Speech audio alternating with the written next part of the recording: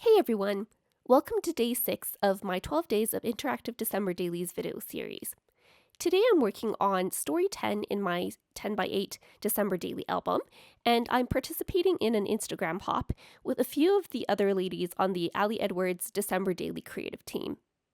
Today we're sharing different ways to use the Sequin Shaker Tags, and I decided to make mine into kind of like a zipper closure for my Gatefold page.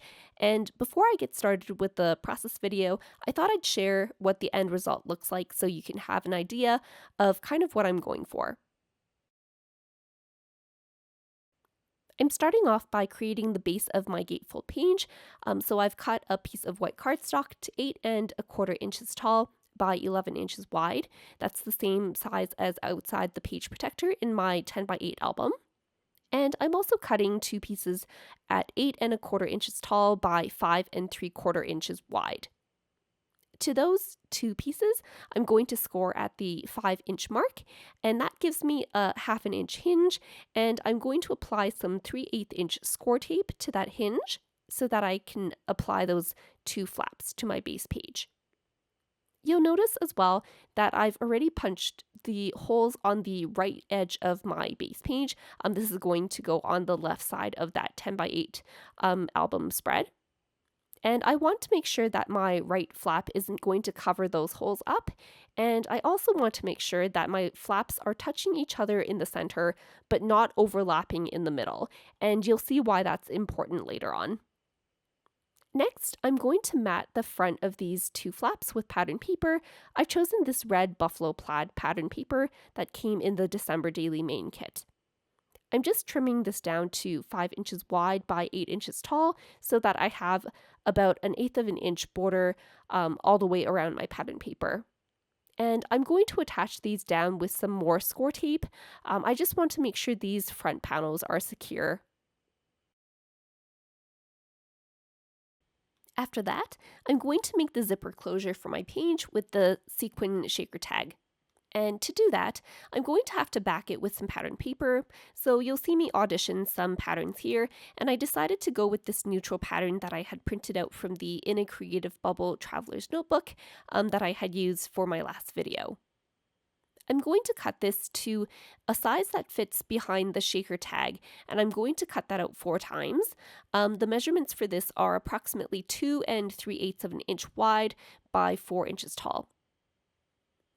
After that's done, I'm going to take 2 of those pattern pieces of paper and fold them in half vertically so that the pattern paper faces inwards. And I'm going to attach these 2 folded pieces onto the back of one of those panels that I didn't fold, so that the 2 folded seams line up in the middle as close as possible without overlapping each other.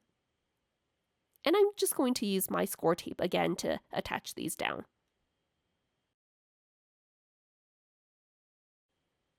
Once that's done, I'm going to flip over this whole assembly and attach that last piece of pattern paper with the pattern side facing up.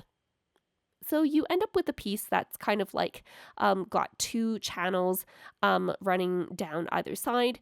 And for this mechanism to work, you want your piece to be lying as flat as possible, so try not to pry open those channels too much. Once that's done, I'm going to trim off the top 2 corners to make this assembly into a tag shape. And then I'm going to attach my Sequin Shaker Tag onto the front of this zipper lock mechanism. I just decided to use my 1/8 inch Scor Tape to attach the outermost edges where it's going to be covered up by the stitching on the front of the tag. And I'm going to adhere some additional Scor Tape down behind my plastic heart and wood veneer number once I get those adhered down to the front of my tag. If you've watched any of my other videos, you'll notice that this is kind of a consistent thing that I'm doing for all of my pages. I'm using a plastic heart as well as a wood veneer number for all of my pages, just to number the story numbers for the month.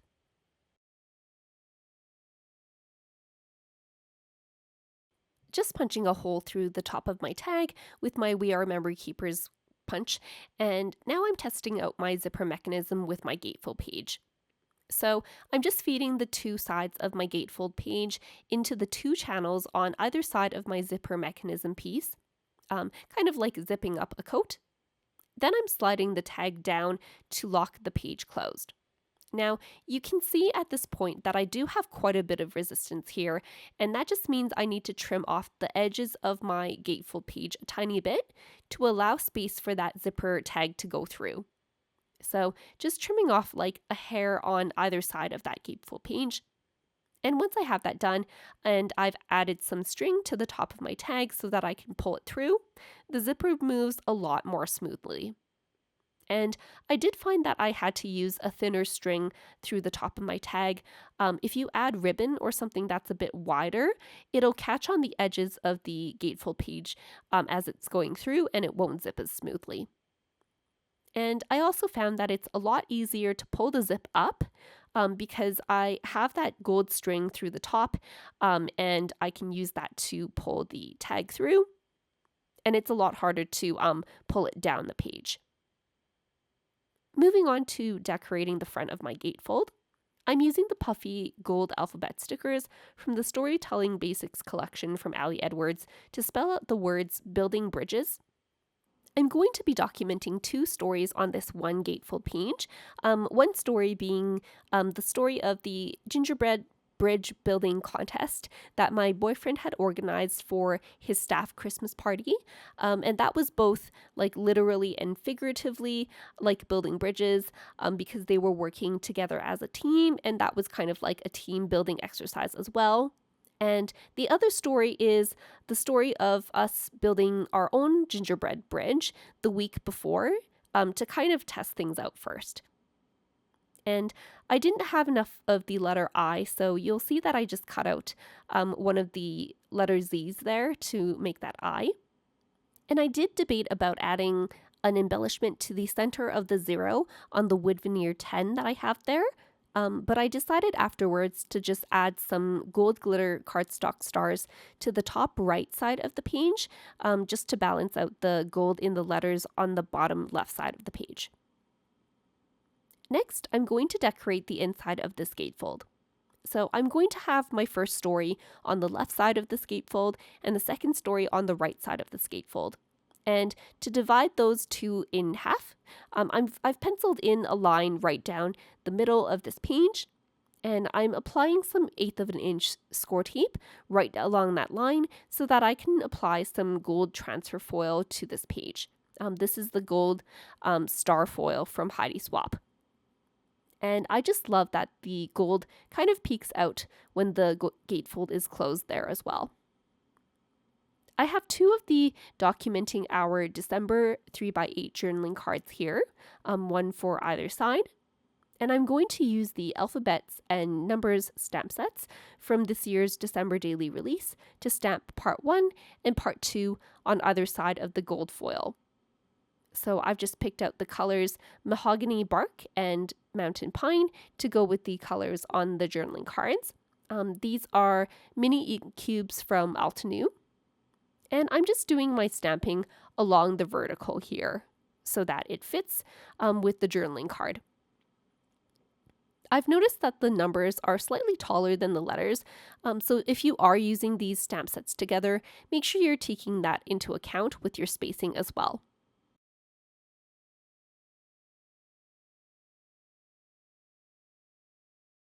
Once that's done, I'm going to trim off the part of these journaling cards where the holes are, and that makes it so that the text is a bit off-centered now that I've cut off part of that card. So in order to kind of fix that, I'm going to stamp a small star to line up with the stars that are beside this text. And I have 2 stars on the right side of the text and 1 star on the left side of the text.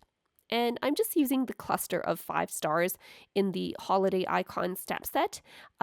Previously, I had just cut this apart so that I can use just 1 star individually if I wanted to. And after I've stamped that down, that kind of makes it look like the text is off-center on these cards on purpose.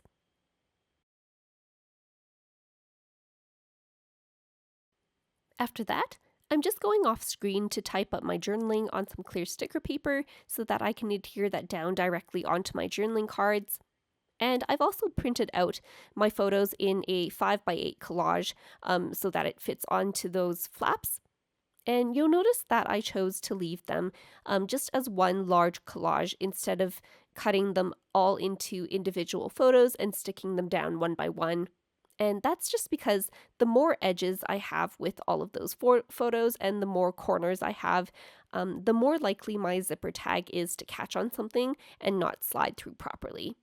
So by having just the two large photos, it's not likely to catch on any corners as it's sliding through. Here I'm attaching my two photo collages down to the gatefold flaps using my Tombow Mono permanent adhesive tape printer. And I'm also using my Heidi Swapp roller date stamp to stamp the dates that these two parts of my stories happened. And that's just because the first part happened in advance on December 1st, and the second part was actually on December 10th. That finishes up my spread for today. Make sure you hop over to my Instagram profile where you can find a list of all the other ladies who are participating in this Instagram hop featuring these Sequin Shaker Tags. You can also find photos of all my December daily spreads there. I decided not to do process videos for all of my December daily pages because I felt I would get too overwhelmed. So make sure you are checking out my Instagram page for more December daily inspiration. If you liked this video, make sure to give it a thumbs up and be sure to subscribe to get notifications for my 12 Days of Interactive December Dailies video series. Thanks so much for watching!